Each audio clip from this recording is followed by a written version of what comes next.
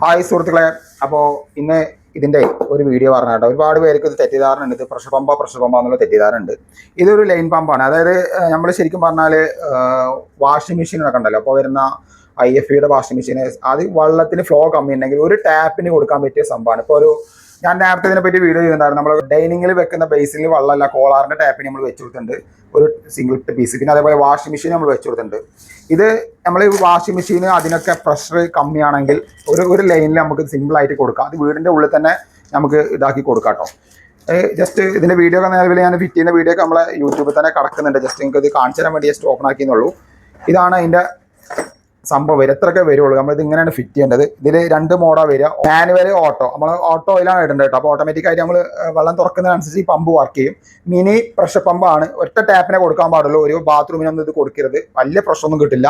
അതിനെ കൊടുത്തു കഴിഞ്ഞാൽ ഉപയോഗം ഉണ്ടാവില്ല. ഒരു ചെറിയ പ്രഷർ വ്യത്യാസം ഉണ്ടാവുള്ളൂ.